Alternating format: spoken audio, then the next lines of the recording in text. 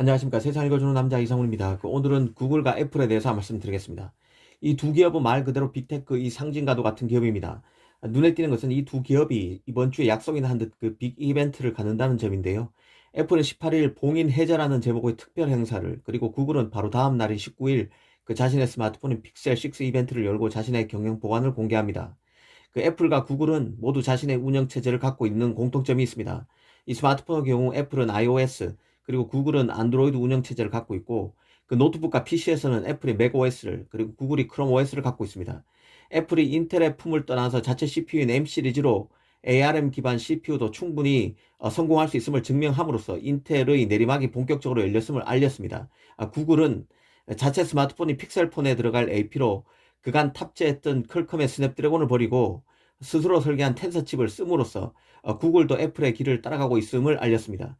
그런 맥락에서 이번 주 두 빅 이벤트를 주목할 필요가 있을 것입니다. 특히 두 업체의 칩 경쟁은 그 삼성과도 밀접하게 얽혀 있다는 점에서 더 주목되는데요. 이런 점을 천천히 짚어드리겠습니다. 먼저 18일 애플 행사에서는 프리미엄 노트북인 맥북 프로가 공개되는데요. 여기서 눈길을 끄는 것은 뭐니뭐니 해도 자체 CPU인 M1X입니다. 그 M1X는 애플 자체 CPU로 처음 선보였던 그 M1 칩의 고성능 버전으로 이해하면 쉽습니다. 이번 칩도 TSMC의 5나노 공정에서 생산되는데요. 이번 칩의 성능 업그레이드는 다른 기업의 자극제가 될 것입니다. 인텔에 맞서서 애플보다 먼저 ARM 기반 CPU인 스냅드래곤 8CX 등을 내놨지만 시장에서 좋은 평가를 받지 못했던 퀄컴은 물론이고, 그 엑시노스의 CPU 버전을 노리고 있는 삼성, 그리고 크롬북용 CPU를 2023년 내놓을 것이라고 밝힌 구글 등에게 모두 동기부여가 될 것으로 봅니다. 특히 퀄컴은 마음이 급할 수밖에 없는데요. 스마트폰 업체들이 성능 업그레이드를 위해서 모두 자신이 직접 AP 설계에 나서는 움직임이 뚜렷합니다. 중국 업체인 샤오미, 비보까지 자체 AP를 설계하는 날이 오면 이 퀄컴의 입지는 크게 줄어들 수밖에 없습니다. 그래서 올 초 누비아까지 인수한 게 퀄컴입니다. 아예 성능 면에서 타의 추종을 불허할 AP를 선보여서 이런 움직임 자체에 세기를 받겠다는 것입니다.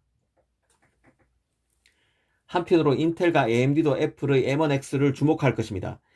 X86 계열 CPU를 이끌고 있는 양대 산맥이죠. 인텔과 AMD로서는 ARM 계열의 CPU가 자신의 영토로 점점 침범하는 것이 신경 쓰일 수밖에 없을 것입니다.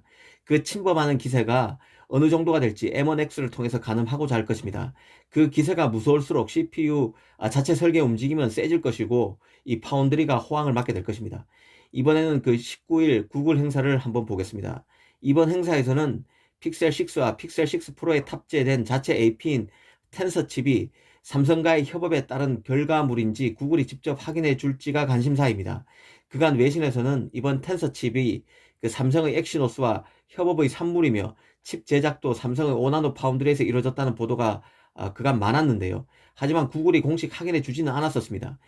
그런 만큼 오피셜은 아닌 상태인데요. 이게 확인될지가 1차 관심입니다. 구글이 그 자체 프로세서를 확보하게 되면 기존 안드로이드 기반 스마트폰과의 차별성을 가져갈 수 있게 됩니다. 안드로이드가 구글의 자체 운영 체제이기 때문에 이 폰 성능, 배터리 수명을 비롯해서 소프트웨어 업데이트 등에서도 다른 폰보다는 확실한 장점을 가져갈 수 있습니다. 그런 맥락에서 구글의 픽셀폰 6는 이전과는 차원이 다른 시장에 관심을 끌 가능성이 있는데요. 이날 발표로 그럴 가능성을 타진할 수 있을 것입니다. 사실 구글의 픽셀폰은 항상 기대보다 실망이 컸던 제품입니다. 이번에는 다를지 관심이 가는 게 사실입니다. 이 삼성 입장에서는 구글이 스마트폰에서 크게 되면 스마트폰 자체로는 부담이 될 수 있습니다. 하지만 구글과의 협업은 득이 많은데요.